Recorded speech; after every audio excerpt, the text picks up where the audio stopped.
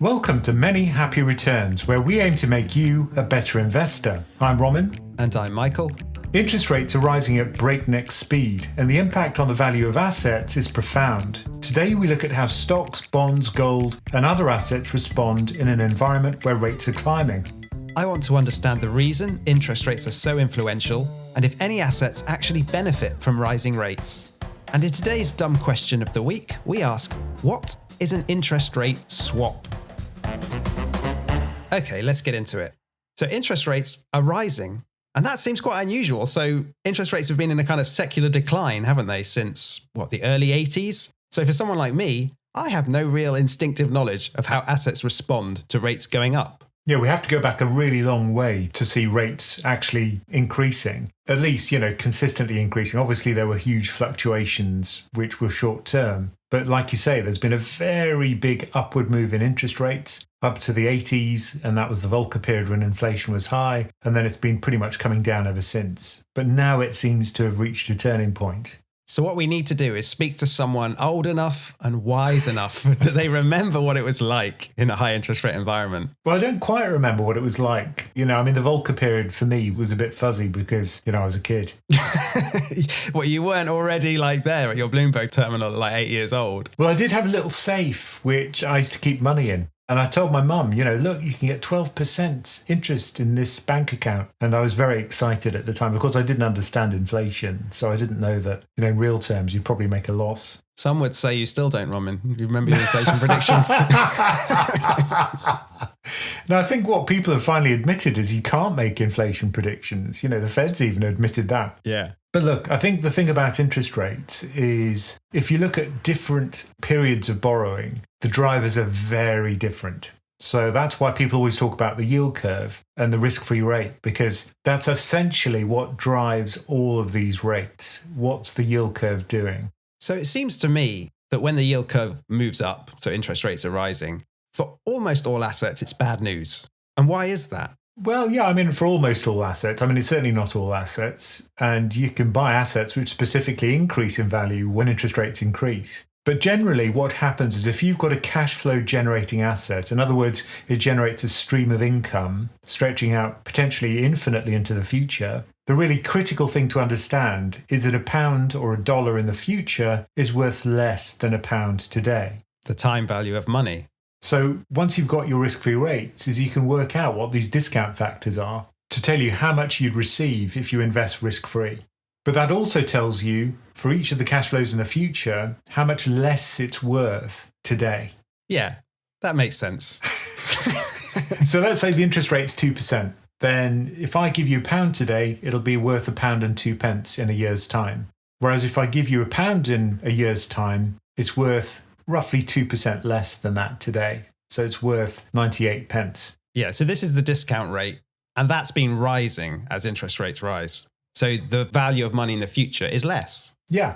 Or if we move 2 years into the future, then if the rate's 2%, it'll be roughly 96p. That's how much it's worth today. So if you imagine that you're going to be paid an infinite stream of cash flows, you'll see that as you go further and further into the future, if you've got a positive risk-free rate, the value of those cash flows will be worth less and less. So this could be a bond, which is paying you coupons every year, or a stock paying dividends, for example. Yeah, any kind of thing which generates cash. It could be a company, because companies generate streams of revenue. It could be a bond, a perpetual bond perhaps, or an annuity on your pension. All of these things generate income, and they can all be valued this way. And this is the fundamental theory behind how you price assets. So I kind of think of it like when interest rates are low, it's like running a marathon, right? You might fall behind at the start, but that's fair enough because maybe you can finish really strongly and catch up and win at the end. But when interest rates go really high, it's more like a 100-meter sprint. You've got to be sprinting right from the pistol, right? Yeah.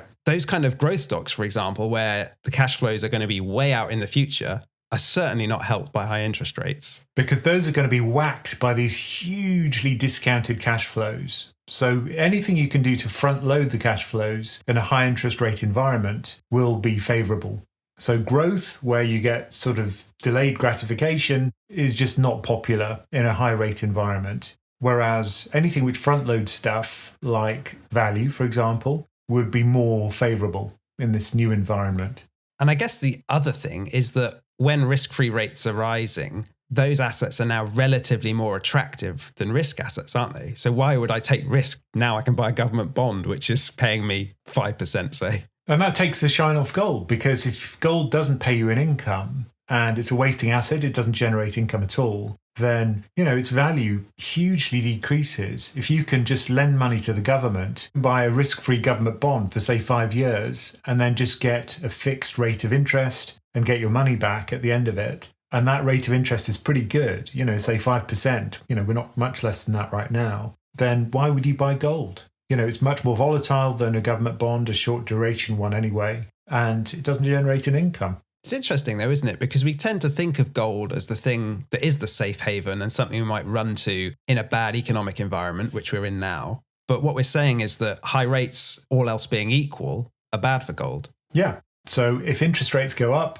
that's a toxic environment for gold. But am I hiding a lot in that phrase, all else being equal? Well, yeah, because often what happens is the dollar strengthens because usually the Fed hikes before everyone else. And that's because, they're quite economically strong and they tend to come out of these crises really well. And that means that the dollar will appreciate relative to other currencies and, of course, relative to gold, because gold is priced in dollars. And so that's also bad for gold. But the other aspect of this is if the Fed shocks markets by raising interest rates too fast, then what can happen is it can spook markets, people get scared, they sell equity, and then gold has this kind of fear appeal where it does well in a crisis. So in that case, that tends to push up gold over the short term. So there's kind of two things pulling in opposite directions there, really, aren't there? And it's which of those is going to win out for gold. Yeah, it's fear on one side and it's economic sense on the other. Yeah, that's right. Kind of rational pricing, yeah. That's the thing with gold. It's kind of all irrational in a way, isn't it? Because it's just a shiny metal that we like. It's not really got anything about it. Yeah, it's got very few commercial uses. It does have some, but industrially it's not very useful. We've mined more gold than we'll ever need, right, for industrial purposes. Yeah. It's all just sat in bank vaults. But gold has worked very well as a hedge historically when there is a really bad crisis.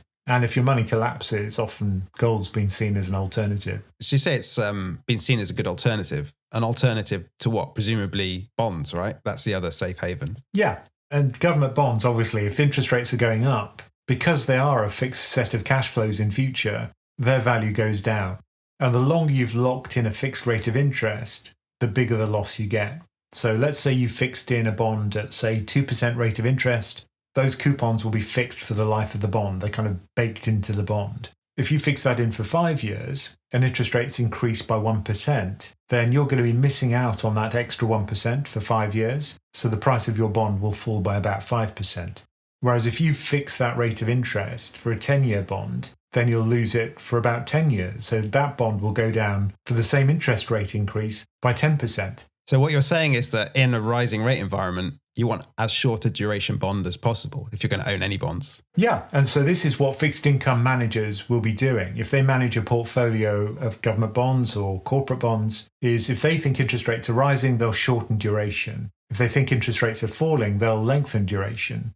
You can kind of think of it using a sailing analogy where imagine you're sailing. If there's a storm coming, you're going to furl the sail. But if there's just a light breeze, you'll kind of unleash all of the sail you've got. You've lost me. I've never sailed. Last time I went on a boat, I dropped my sunglasses in the water and was annoyed all day. But at the moment, obviously, all of these bond fund managers will be furling the mainsail because if there is a storm coming, which has pretty much happened, then you don't want that duration risk. Hopefully they've done it already. Obviously, the storm's upon us now, so hopefully they saw it coming. And can you avoid duration risk altogether by getting, cash, I guess, or a floating rate bond, which is just constantly tracking whatever the latest interest rate is? Yeah, so floating rate bond, a floater, is kind of special because what it does is it resets the coupon of the bond based on whatever the risk-free rate is. And it'll do that regularly over a very frequent schedule, usually quarterly. That means that the duration's really short. It's only the reset frequency. So with these bonds, all you're taking is the credit risk. You've essentially removed the interest rate risk. All that's left is credit. I bet you're going to tell me the bad news is it's dodgy credit companies who use these bonds. Sometimes governments use them. You could say some of those are dodgy credits too. But governments sometimes issue floaters, not many. There isn't a huge demand for floaters, I've got to say. But it's the thing to have bought, right, this year. Oh, yeah, no question. I mean, that would have performed fine, unless it's a dodgy credit that you bought. And if we're talking about credit quality, I guess the thing we're concerned with is the spread, isn't it? Yeah. So if you're a dodgy company, which looks like you might default on your debt, you'll pay an additional interest rate layered on top of the risk-free rate, where the more risky you are, the bigger that credit spread's going to be. So if you're a single B issuer, you're junk rated, then you'll have a big fat spread. You don't like it because that increases your company's debt servicing costs, but that's what investors demand from you. And what about investment grade credit, rated AAA, say? Then you're going to have a tiny spread. So if you're Johnson & Johnson or Microsoft, then the spread is absolutely tiny. And sometimes these AAA companies trade below government bond yields. So they're even sub-government. Yeah, that never makes sense to me, because if the US government defaults and collapses, it's not going to be good for Microsoft or Johnson & Johnson, is it? They haven't got an army, Roman. But these are sometimes technical factors. It's just demand, right? Supply and demand. So if people are desperate to buy these bonds, then the spread can turn negative. But it's unusual. So what happens to spreads in a rising rate environment? Do they get bigger? It depends on the reasons for the increasing interest rate. I mean, if it's just because growth is improving, so we're coming out of a recession, growth is getting better, well, that's kind of positive for credit. So in that case, you'd expect spreads to tighten. That isn't where we are. Not quite, unfortunately.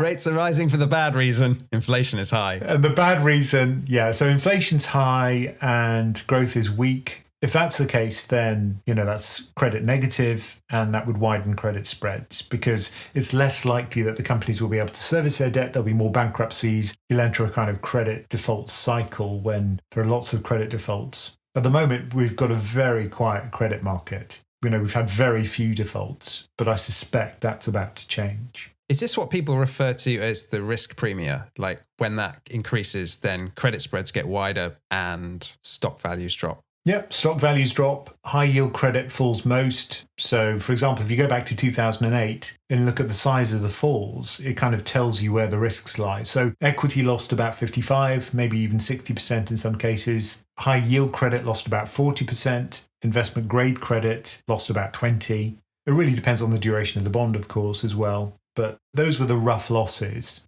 So these spreads will widen when there's a crisis, and they'll tighten as you come out of the crisis. But that means that if you buy at the very peak of a crisis, you can get very good returns. Now, this is really risky because if you buy single corporate bonds and they default, you could lose 60% of your capital very easily, particularly if it's a junk bond issuer.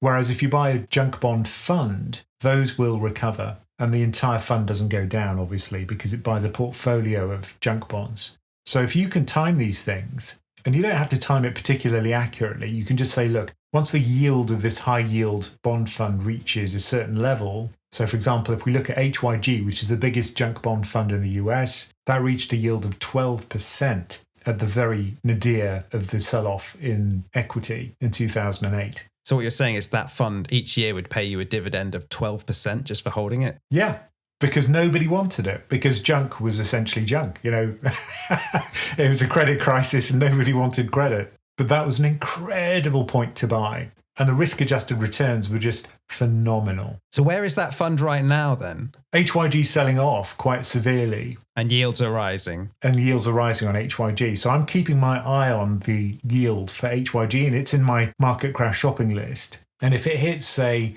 7, 8, 9%, I'll definitely be thinking about buying some of that. Where is it now? So the current 12-month yield on HYG is 5.3%.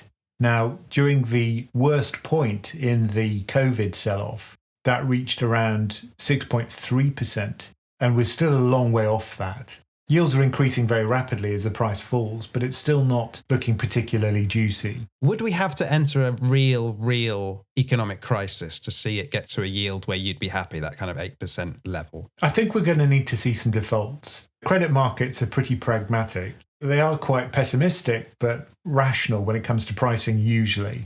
And we still haven't seen any defaults in this cycle, nothing significant. But rising interest rates themselves can cause defaults, can't they? Because it increases the cost of capital for a company. Oh, yeah. I mean, if you imagine you're a zombie company, you've just been kept alive by zero interest rates. You could roll over the debt really cheaply and everything was fine, supposedly. But yeah, a lot of those zombies will be pushed over the edge. So we will see defaults increase because of rates increasing. But presumably there's a lag, isn't there, of them waiting for their debt to come up for renewal? In a way similar to how the mortgage market works in the UK, right, with the fixed term. But the day of reckoning's kind of been pushed away because during the period of very low interest rates, many of them refinanced because, of course, that was a sensible thing to do. And what credit analysts often do is to look for a wall of maturities, they call it. When lots of corporate bonds mature simultaneously, they call it a maturity wall. Yeah, when the crisis comes, these zombies will be first against the wall. That's the kind of environment in which you get these real opportunities to buy credit.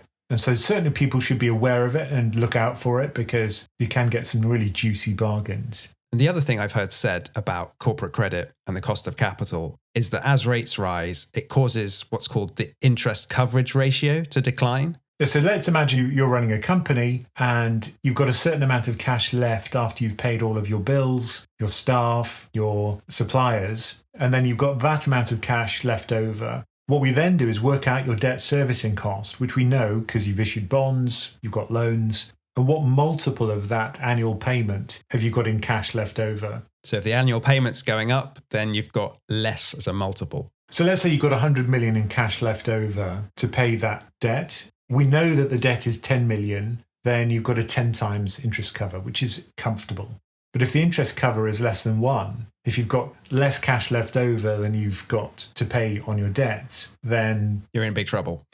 Well, I mean, technically, yeah, you could trigger a default if that actually comes to pass, if you can't rustle up any more cash by selling assets. So this basically increases the risk, doesn't it, of defaults, which is the whole point. And it's why investors in this rising rate environment might demand a bigger risk premium, which therefore lowers asset prices, especially stock prices. Yeah, and there are various ways to look at this. There's something called distance to default. This is a metric that came up a long while ago. But all of them have the same intuition, which is how wiggly are your assets? How much loss-absorbing capital have you got on your balance sheet, i.e. equity mostly? And how likely is it that you're going to wipe out that equity by a fall in the value of your assets? That's another way to look at default. But all of this stuff can trigger it. And if you haven't got enough equity capital, then essentially you've got a thinner margin. And if that gets wiped out, you're gone.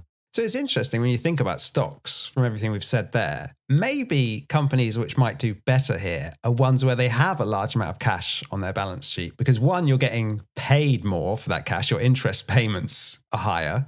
And also, you're kind of a more quality company. You can cover your debt more easily. So maybe they're the companies which will do better. You're talking my book, because that's another thing on my market crash shopping list, which is quality. So we should just say what quality means. It's companies which have a strong balance sheet. So they've got steadily increasing profits. They've got good return on equity. So the amount of profit which they generate relative to their amount of capital is high. And they haven't got too much debt. So they're not overly leveraged. So that's usually their definition of quality. Sounds like the winning formula. Well, you'd have thought so. But during a flight to shite, which is what we saw after the pandemic, that's when quality underperforms. And so, we've had a long period of quality underperformance now. So I think there could be some opportunities there as well if you buy one of these global quality funds. Now, I suspect that their overall nominal return of the stock will be dominated still by the market return, right? But they'll perform potentially relatively better than those more junky companies. Yeah, unless you're a hedge fund, you're not going to get pure factor exposure. So you buy beta, which is global equity performance, as you say, plus a little bit of extra due to the outperformance of the factor, or underperformance, I should say as well.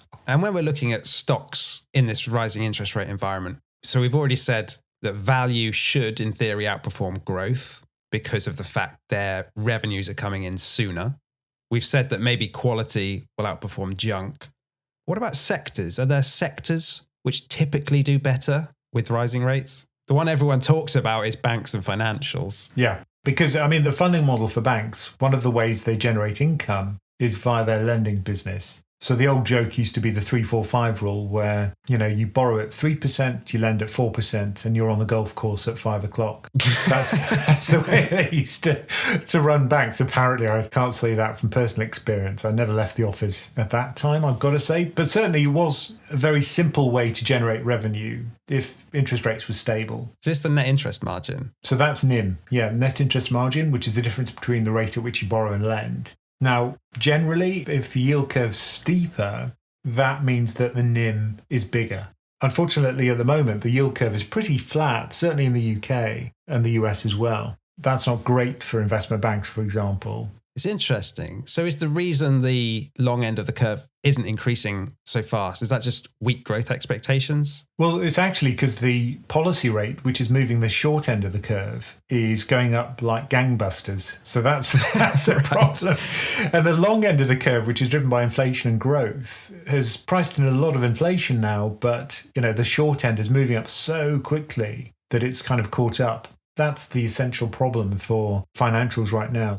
Also, if you're entering a period of weak growth, financials tend to be cyclical. And if there's weak growth, they tend to suffer in terms of revenue. So that's not good for financials. And I guess the other thing, surely financials and banks would be negatively impacted if we do see default rates pick up. We do see people defaulting on their mortgages, things like that. Yeah, a lot of loans will go bad. And if they've got a big loan book and they haven't been too careful with the quality of their counterparties, then there's a big problem there, potentially, on their balance sheet. So is the thought that banks and financials typically outperform with rising rates, is that maybe not going to apply this time? Because we're looking at the past, we're saying, rates were maybe rising because growth was strong, whereas this time it's rising for the wrong reason. Yeah, this is the wrong reason type of interest rate increase, unfortunately. But I think that's what we have to remember, isn't it? Is that when you're comparing to past rate increases, we could learn the wrong lesson because we're rising for a different reason to why rates usually rise. Yeah, I think, for example, coming out of the 2008 crisis, that was one where the economy was healing and interest rates were rising. In that case, financials were a pretty good bet, a great bet. Warren Buffett famously bought a lot of bank stocks at the worst point in the crisis. However, this time round, I think that's not going to work. So we've talked about gold, we've talked about bonds, touched on stocks. But what about real estate and property? Because that tends to be a very rate sensitive sector. I mean, you could argue that all the massive growth we've seen in the property sector over the last 20 years is because of falling rates. Yeah, falling rates and reasonable growth. It was a great environment for property and property development. And many people have made huge fortunes with it. But obviously in this environment where interest rates are increasing really rapidly, commercial property in particular has been very badly affected in the UK, for example. Now, the problem is if you've got a commercial real estate fund, the things it owns tend to be very chunky. So it would be an entire shopping centre, an entire shopping mall, you'd call it in the US. And that's very difficult to sell, particularly if there's a crisis. And if there's a period of weak economic growth, a lot of those shops and the retail outlets on the premises will no longer be able to generate so much revenue, and maybe they'll fall behind in their rent and so on. So this is a really awful situation for the commercial real estate manager. Now, what we found recently is that a lot of the defined benefit pension funds in the UK were heavy owners of real estate investment trusts because it gave a bit more juice to their returns. But because they ran into a problem where they had to sell their assets, and if you've got people pulling money out of your fund, then you can't sell the assets quickly enough in order to pay them back their money. So what happens to these funds is they get gated. You stop people taking their money out. And that's happened to many funds back in 2018. And it's likely to happen again right now, because I think a lot of these funds will be seeing outflows. Yeah, I read that many of the UK commercial property REITs are gating now because got all these pension funds looking to sell assets. They hold REITs, they're selling REITs, and the REITs are like, who wants to buy my shopping mall? Yeah. So that's a kind of crisis asset in this kind of environment. And it's not so much that rates are increasing, it's that they're increasing so quickly. I mean, really, we've never seen increases in interest rates at this rate ever. I mean, that's what the Bank of England just said when they were saying why they had to buy long-dated gilts in this emergency facility. I mean, the pace of interest rate rises means it's not really a surprise that the financial markets are starting to creak and to potentially break. Yeah, this is the kind of environment where you find out where the breaking points are and the weak points in the economy. So the thing with property, both commercial property and residential property, is that it has a lot of toxic elements right now. It's arguably massively overvalued compared to wages. There's a lot of leverage built in there. People have taken out big mortgages, and it's massively illiquid. And all that debt, all that leverage is going to need to be refinanced within the next 2 to 5 years at much higher rates. Yeah, so for example, for a property video I've just done, I looked at what would happen if the bank rate, the central bank's policy rate in the UK, increases to 6%. And instead of having a price to income ratio of 7 times, which is where we are now, it's at an all-time high, it would fall to around 4 times if we go back to historical averages when that's the bank rate.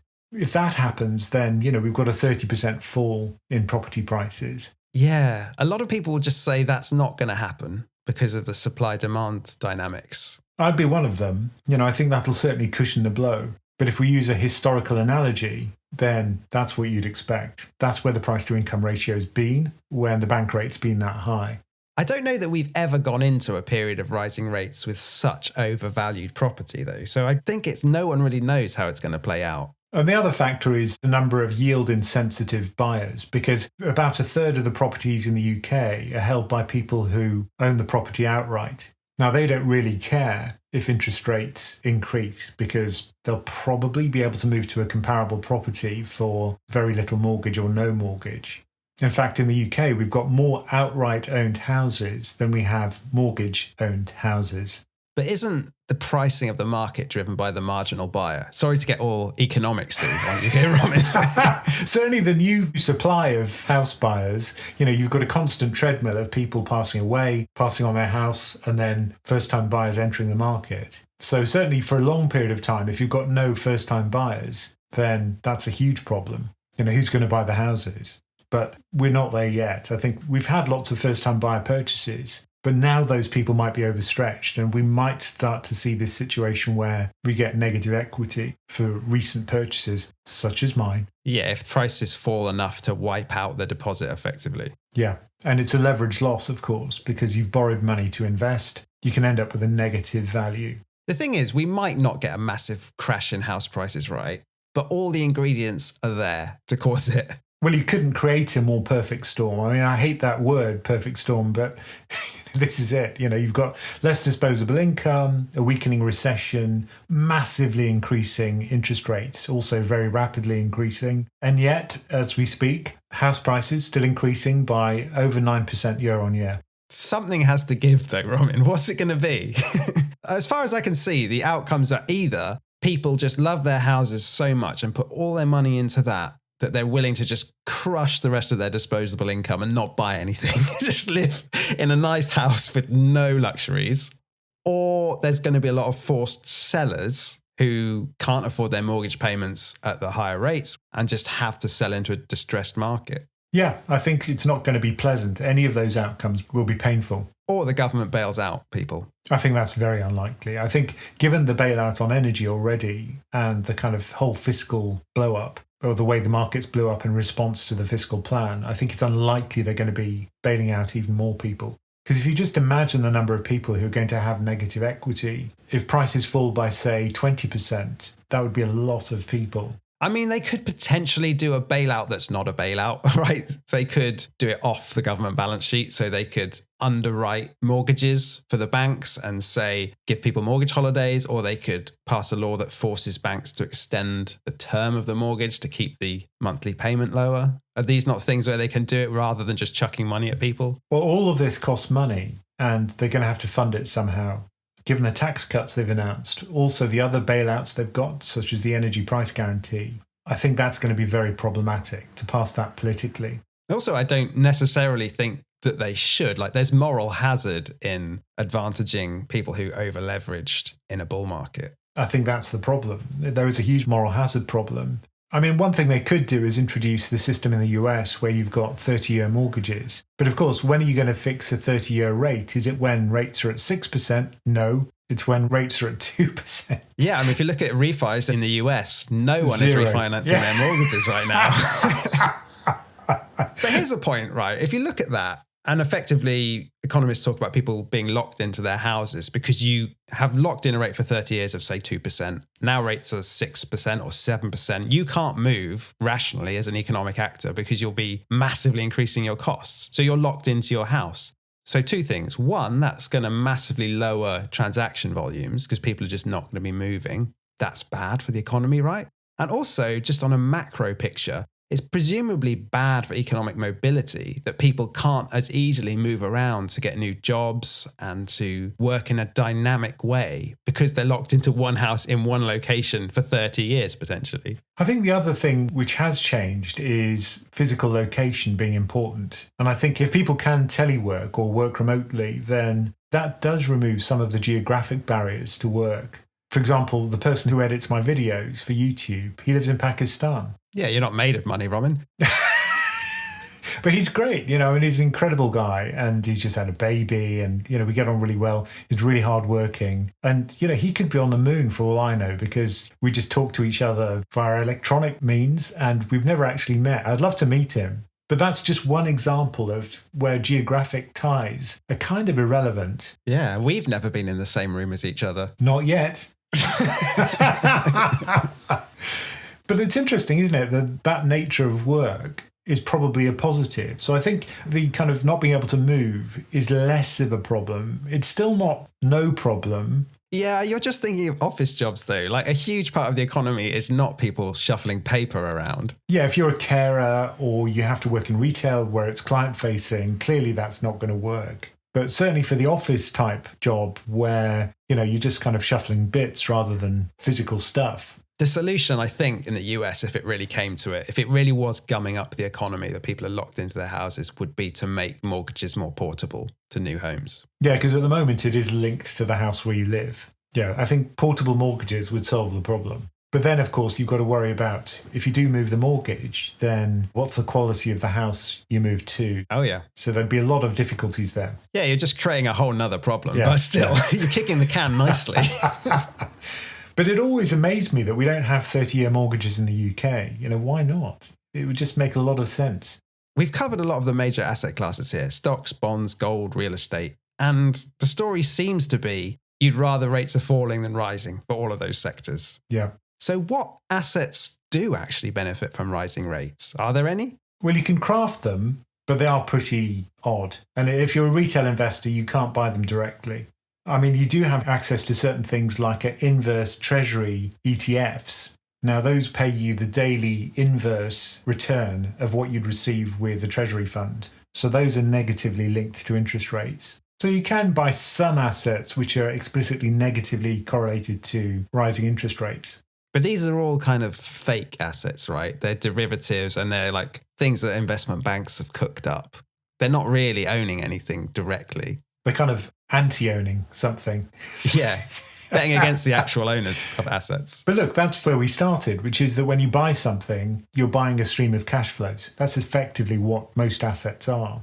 And they all have the same sign when it comes to increasing interest rates because the discount factors reduce their cash flow value. So that's why everything is kind of hugely skewed towards being negatively correlated with rising rates. There is a great asset to own when rates are rising, and that is a long-term fixed rate loan. If you're the person that's fixed their mortgage at 2% for 30 years, you're making effectively a huge amount of money in real terms. Yeah.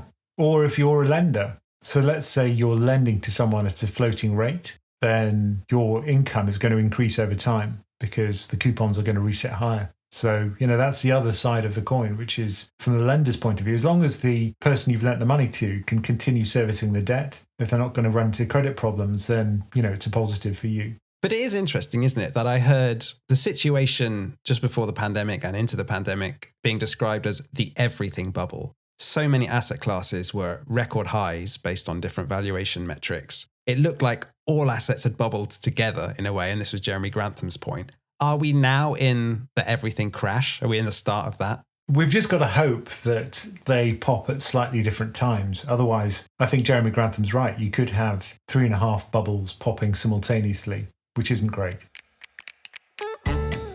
If you want to discuss ideas about how to invest in a rising rate environment, PensionCraft is a great place to do it. You can chat to each other on Slack, and you get access to lots of members-only content. If you want to learn more about that, just go to pensioncraft.com. Okay, today's dumb question of the week is, what is an interest rate swap?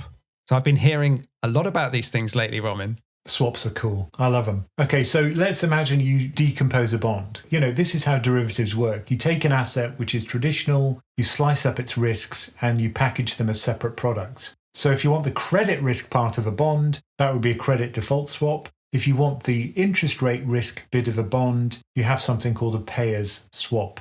The way this works is it's an agreement whereby you pay, say, a fixed rate of interest over a certain period of time, and in return you receive a floating rate of interest which used to be set according to LIBOR plus a spread. Now it's going to be SONIA. Okay, you're introducing more and more jargon here, Roman. Okay. What's LIBOR and what's SONIA? Okay, so this is the risk-free rate. You can kind of think of it, it's the rate at which banks borrow and lend with each other, which a lot of these floating rate instruments are set relative to.